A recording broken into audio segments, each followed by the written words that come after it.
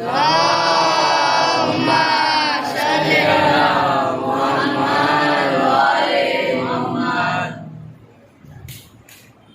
آج شب شہادت امام علی بن موسی رضا علیہ السلام اللهم صل علی محمد وآل محمد۔ یہ بھی ایک ایسا علی ہے کہ جس پہ بے انتہا ظلم و مصائب کھائے گئے۔ ایک علی وہ علی تھا کہ جس کو محراب میں ضرورت لگی اور کلی زندگی میں تکلیفیں پہنچائی گئی، کوشش یہی رہی ہے یہ۔ اور ایک یہ علی ہے جو غریب طوس کے نام سے مشہور ہے، ضامن آہو کے نام سے مشہور ہے۔ علی ابن موسی رضا،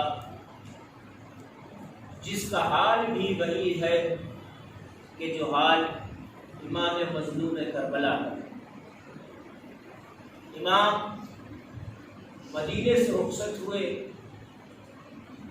یہ کہتے ہوئے کہ اے نانا کے مدینے میں واپس نہیں آؤں گا، میں جا رہا ہوں، میرا فرزند علی بن الحسین، میرا فرزند علی آئے گا، لیکن میں واپس نہیں آؤں گا۔ اور روضہ رسول سے رخصت ہوئے، ماں کی قبر سے رخصت ہوئے اور قافلے کو لے کے ویرانے جنگلوں میں چل دیے، مکے پہنچے، پھر کربلا پہنچے اور امام کی شہادت واقع ہوئی۔ امام مظلوم کربلا واپس نہ جا سکے۔ وہی حال امام علی بن موسی رضا علیہ السلام کا تھا کہ جب آپ مدینے سے نکلے ہیں تو روضہ رسول سے نکلنے کے بعد روایتیں بتاتی ہیں کہ امام بار بار کبھی گھر آتے تھے، کبھی روضہ رسول پہ جاتے تھے، کبھی گھر آتے تھے، کبھی روضہ رسول پہ جاتے تھے، اور فرماتے تھے کہ مجھے اس سے اتنی محبت ہے، اس قبر سے، حضور کے روضے سے، پیغمبر اسلام سے اس قدر محبت تھی امام رضا علیہ السلام کو کہ آپ مدینہ چھوڑنا نہیں چاہتے۔ ہوا کیوں ایسا؟ یہ مامون نے جب یہ دیکھا کہ بار بار شکایتیں آ رہی ہیں، بار بار تقاضے کیے جا رہے ہیں کہ تیری حکومت بگڑنے والی ہے، تو لاکھ ظاہری طور پہ حکومت کر رہا ہے لیکن اصل حکومت علی ابن موسی رضا کی ہے، امام رضا کی ہے۔ اس نے دشمنی میں اپنی فوج کو بھیجا، چند لوگوں کو بھیجا کہ جاؤ اور علی ابن موسی رضا، امام رضا کو فوراً میرے پاس لے گیا۔ مامون کے سپاہی پہنچے اور پہنچنے کے بعد امام رضا علیہ السلام کو نامہ دیا۔ امام نے نامہ لیا۔ راوی بیان کرتا ہے کہ اس فوج، اس پولیس کے آنے سے ایک روز قبل میں نے دیکھا کہ امام رضا علیہ السلام مختلف جگہوں پہ مختلف گھروں میں جا رہے ہیں، جس کی امانتیں ہیں اس کو واپس کر رہے ہیں، جس سے قرض لیا ہے اس کا قرضہ ادا کر رہے ہیں۔ تو میں نے سوال کیا کہ مولا ایسی بے چینی، بے قراری کبھی دیکھی نہیں؟ کہا کل معلوم ہو جائے۔ دوسرا دن ہوا کہ امام رضا علیہ السلام کو فوج نے یہ کہا جائے کہ گرفتار کیا، یا مامون کے حکم پہ امام کو کہا کہ آپ کو چلنا پڑے گا۔ امام نے آپ کو خراسان میں، ایران میں طلب کیا، جہاں آج امام رضا علیہ السلام کا روزہ ہو۔ صلوات پڑھ محمد اللہم صل علی محمد وآل محمد۔ امام رضا علیہ السلام جب نکلنے لگے تو روایتیں بتاتی ہیں کہ بحرام مچا ہوا تھا، بے انتہا مدینے کے لوگ رو رہے تھے، بچے الگ رو رہے تھے، خواتین الگ رو رہے تھے، گریہ کنا تھے سب کے سب۔ یہ ایسا امام تھا کہ جس نے چلنے سے قبل کہا کہ مجھ پہ رو، مجھ پہ گریا ہو، کیونکہ میرا آنا، واپسی میری ناممکن ہے، میں واپس نہیں آؤں گا۔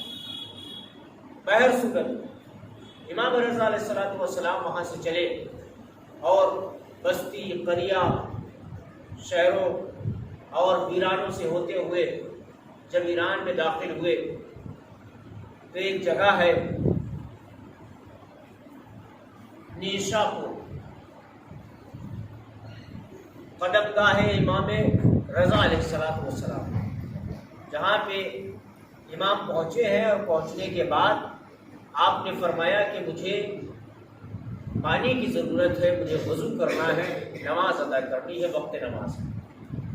تو جو قافلہ سالار تھے، جو ساتھ میں تھے، جو فوج تھی، انہوں نے یہ کہا کہ یہاں پہ پانی موجود نہیں ہے، ہم کیا کر سکتے ہیں؟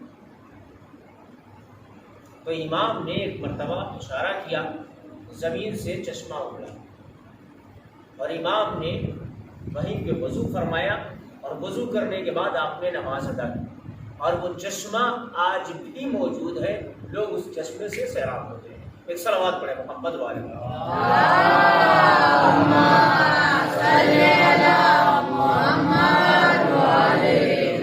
اس کے بعد امام جب شہر میں، گاؤں میں، دیہات نیشا پور کے دیہات میں پہنچے ہیں، تو وہاں کے لیے روایت ہے کہ وہاں پہ راوی، مورخین، رائٹر، رپورٹر بہت زیادہ پائے جاتے تھے اس زمانے کے اعتبار سے۔ امام رضا علیہ السلام جب پہنچے ہیں تو جب میں غفیر تھا، سب کو پتا تھا کہ امام آ رہے ہیں، ہزاروں کی تعداد میں مجمع امڑا، اور انہوں نے امام کا گھیراؤ کر لیا چاروں طرف سے۔ کوئی رو رہا تھا، کوئی قدم بوسی کر رہا تھا، کوئی درود پڑھ رہا تھا۔ اس درمیان جو رائٹر تھے، جو تاریخ لکھنے والے تھے، مورخ تھے، پریس رپورٹر تھے، انہوں نے کہا کہ مولا ہم چاہتے ہیں کہ کچھ آپ اپنے جد کی حدیث کوئی بیان فرما دیجیے۔ امام محمل میں موجود تھے، ایک مرتبہ محمل سے سر نکالنے کے بعد امام نے فرمایا لا الہ الا اللہ حسنی۔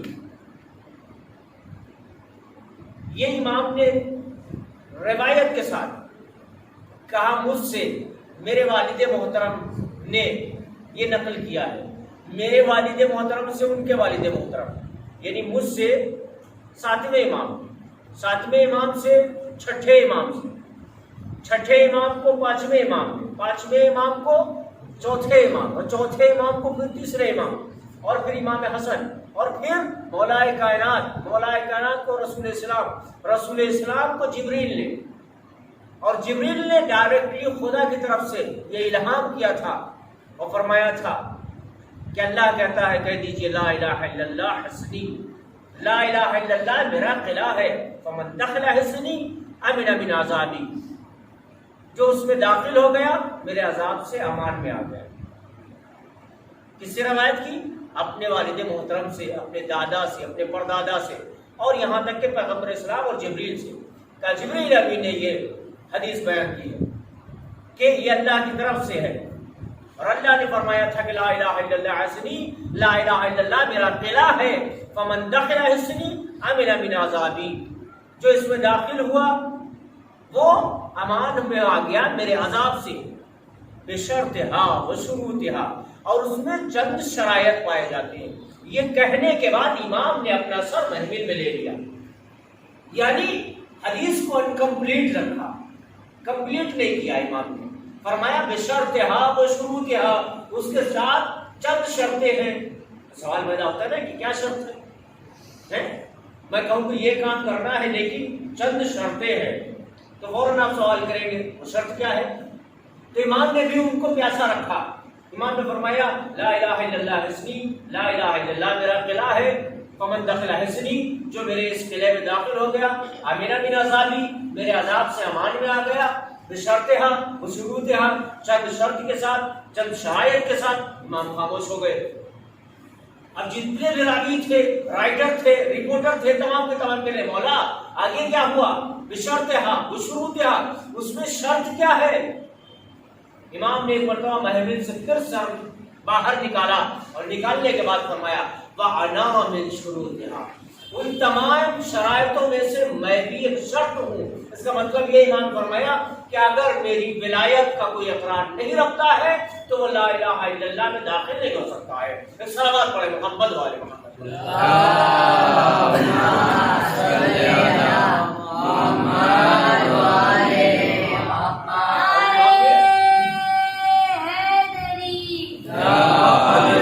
امام نے شرط لگا دی کہ میری الفت ضروری ہے ہر انسان کے لیے۔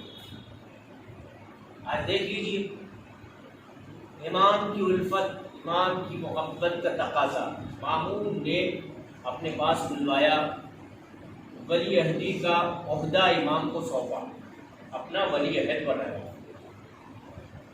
لیکن ظاہری طور پہ اس کا پلان تھا کہ امام کو شہید کر دیا، قتل کر دیا، لیکن ظاہری طور پہ امام کو ولی عہد بنا دیا، اور امام نے شرط رکھی تھی کہ میرا فیصلہ قرآن سے ہوگا، اس سے ہٹ کے فیصلہ نہیں ہوگا۔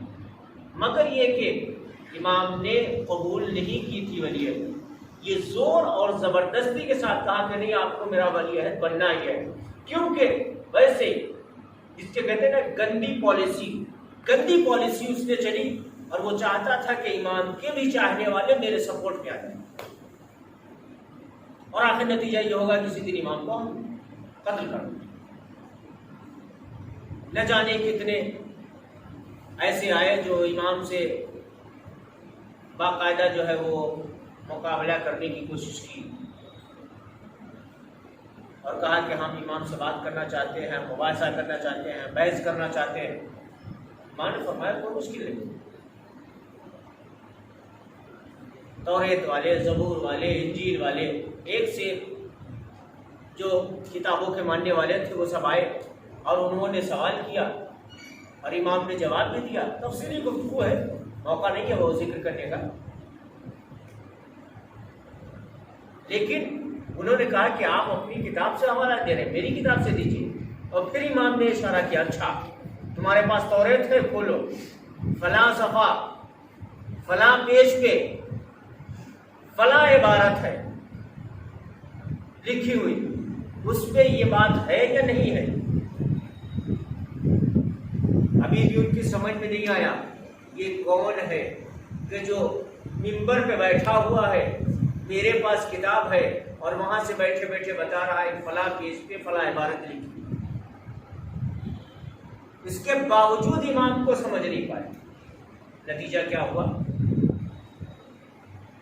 کہ امام رضا علیہ الصلوۃ والسلام کو مامون نے بہت کوشش کی، کہیں نہ کہیں کسی نہ کسی مقام کو امام کو ڈاؤن کیا جائے، امام کی انسلٹ کی جائے، بے عزتی کی جائے۔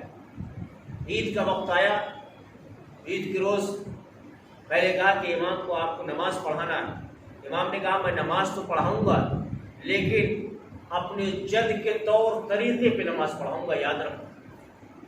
کہا ٹھیک ہے کوئی مسئلہ نہیں، آپ جیسے چاہیں۔ روایت میں ہے کہ عید کا دن تھا، امام علیہ السلام والسلام نے فرمایا کہ میں عید کے لیے نکلنا چاہتا ہوں۔ امام نے ردا کو دوش پہ ڈالا، ڈالنے کے بعد جوتوں کو اتار دیا۔ جیسے ہی دربار سے باہر نکلے، کسی میں تاب نہیں تھی جو امام کے سامنے جوتیاں پہن لیتا، جو دیکھتا تھا امام کے ننگے پیر ہے جوتیوں کو اتار کے وہی چھوڑتا تھا امام کے پیچھے پیچھے۔ روایتوں میں ہے کہ امام عیدگاہ تک پہنچتے پہنچتے لاکھوں کا مجمع تھا جو امام کے ساتھ تھا، لیکن ننگے پیر تھے، کسی کے پیروں میں چپل نہیں تھی کیونکہ امام ننگے پیر تھے، ابھی عیدگاہ پہنچ نہیں پائے تھے۔ مامون کے مخبروں نے جا کے یہ خبر دی کہ اگر اسی کنڈیشن میں امام رضا وہاں پہنچ گئے، عید پڑھائی، تو آج ماحول بگڑ جائے گا۔ اس نے کہا کیفیت کیا ہے؟ کہا امام اسی انداز سے چل رہے ہیں جس انداز سے رسول اسلام چلا کرتے تھے، جس انداز سے رسول اسلام نماز عید کے لیے گئے تھے۔ اچھا ایسی بات ہے، گھوڑے کو بھیج دیا، جاؤ ایک آدمی گھوڑا لے کے جاؤ اور امام کو واپس لے کے آؤ۔ وہ گیا، کہا مامون کا حکم ہے آپ واپس چلے آئیے۔ امام واپس چلے آئیے، امام واپس آ گئے۔ یعنی ہر مقام ہر منزلت پہ امام کو معاذ اللہ تذلیل کرنے کی کوشش کی، لیکن امام امام ہوتا ہے، منصوص من اللہ ہوتا ہے۔ نتیجہ کیا ہوا کہ ایک دن ایسا آیا کہ امام رضا علیہ السلام نے فرمایا تھا اپنے صحابی سے، ان کا نام تھا ابا صلت، آج بھی ان کا روضہ مشہد میں موجود ہے، کسی دوسری جگہ پہ ہے، مشہد ہی کے ایریے کہا تھا ابا صلت دیکھو کل مجھے مامون بلائے گا، اور یاد رکھنا میرے سر پہ اگر کوئی کپڑا پڑا ہو تو مجھ سے بات نہیں کرو، اور اگر نہ ہو تو مجھ سے سوال کر سکتے ہو۔ عزیز بچوں، آج امام رضا علیہ السلام کا مرقد قبر مطہر پہ وہ مجمع ہوتا ہے، صبح سے لے کے شام، شام سے صبح ہو جاتی ہے، مجمع کم نہیں ہوتا ہے کسی بھی موقع پہ، بس وقت نماز جب نماز شروع ہوتی ہے تو زری کے قریب کے دروازے بند کر دیے جاتے ہیں چند منٹوں کے لیے، یعنی یہ سمجھ لیجئے کہ 20 منٹ یا 30 منٹ کے لیے۔ جیسے ہی نماز ختم ہوتی ہے پھر وہی مجمع، پھر وہی جمع غفیر، جس کو غریب الوطنی میں شہید کیا گیا، آج اس کی یہ کیفیت ہے۔ امام رضا علیہ السلام کو دوسرے دن ایک شخص آیا مامون کی طرف، اور اس نے کہا کہ آپ کو مامون نے طلب کیا۔ امام رضا علیہ السلام دوش پہ کپڑا ڈالے ہوئے، یا روایت میں یہ کہ کہوں کہ ردا ڈالے ہوئے مامون کے پاس پہنچے۔ مامون بیٹھا ہوا انگور نوش کر رہا، اس نے کہا کہ مولا بسم اللہ آپ بھی کھائیے۔ بعض روایتوں میں ہے کہ جوس تھا انار کا، وہ پیش کیا۔ امام نے پہلے تو منع کرنے کی کوشش کی، لیکن علماء لکھتے ہیں کہ زور و زبردستی امام کے ساتھ امام نے چند لقمے، چند گھونٹ پینے کے بعد اس نے کہا کہ اور لیجیے، تیرا جو مقصد تھا وہ پورا ہو گیا، اب مجھے ضرورت ہے۔ امام فوراً اٹھے، اٹھنے کے بعد واپس آ رہے تھے، آپ کے سر پہ کپڑا پڑا ہوا تھا۔ ابا صلت چاہتے تھے امام سے سوال کریں، لیکن جیسے ہی وہ قول مولا کا یاد آ گیا کہ ابا صلت میرے سر پہ کوئی کپڑا دیکھنا تو سوال نہ کرنا، امام رضا علیہ السلام کے جب سر پہ کپڑا دیکھا تو کوئی سوال نہیں کیا۔ عزیز و روایتوں میں ہے کہ امام حجرے میں داخل ہو گئے، امام نے فرمایا ابا صلت دروازے کو بند کر دو، دروازہ بند کر دیا گیا۔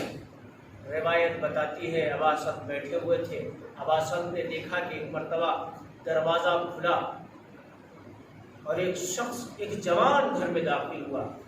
ابا صلت سوال کرنا چاہتے ہیں، وہ جوان گفتگو نہیں کرتا، اندر داخل ہو گیا بغیر دروازہ کھلے ہوئے۔ جیسے داخل ہو گیا ابا صلت کہتے ہیں کہ میں نے دیکھا کہ وہ جوان زانوں پہ امام کا سر لیے ہوئے زار و قطار ہو رہا ہے۔